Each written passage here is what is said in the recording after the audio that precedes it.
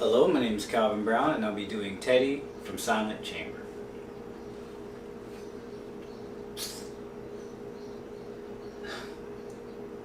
Her office was in a small brownstone in the black section of Alexandria. And we must have waited easily like 25 to 30 minutes before we were led downstairs into this gloomy basement office. She was in her 40s, and after I told her about what happened, she has very few questions. She has very few questions about the evening, and then acted like it was no big deal. But then she blurted out that for $1,200 she could easily handle the case, but first she needed some background information about me. So she asked, had I been arrested before? I replied, no. No, of course no. But then she looked at me with this all-knowing eye and replied with a smirk on her face, "It's all right. You can tell me, even though your father's here. You can tell me if you've been arrested before. Come on."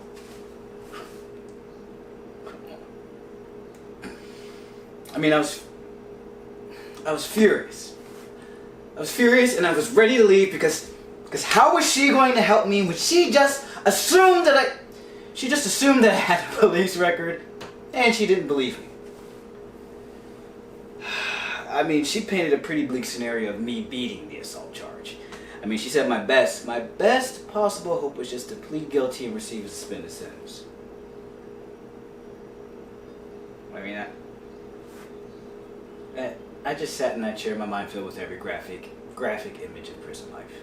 Every prison movie, every prison documentary, and every prison story I've ever heard just blanketed my thoughts and sent absolute horror and fear into my stomach. And I think at this point, everybody in the room was just thinking the same thing, because they all just looked at me, and I was afraid to ask, and I was afraid what she might say. But I had to know. Am I going to go to jail for this?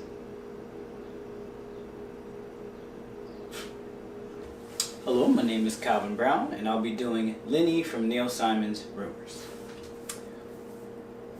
Okay, well, the night exactly as it happened.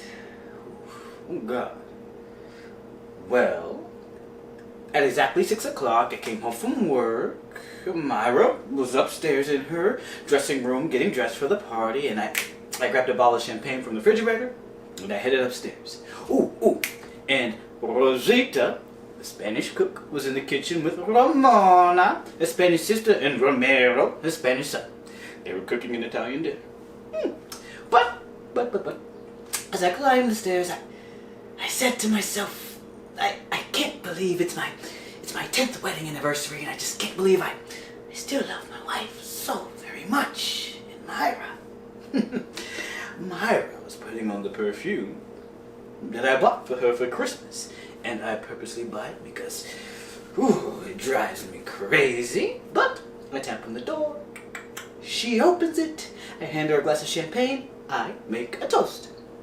I say to the most beautiful wife a man could ever have for 10 years. She says, to the best man in the best 10 years a beautiful wife could ever have.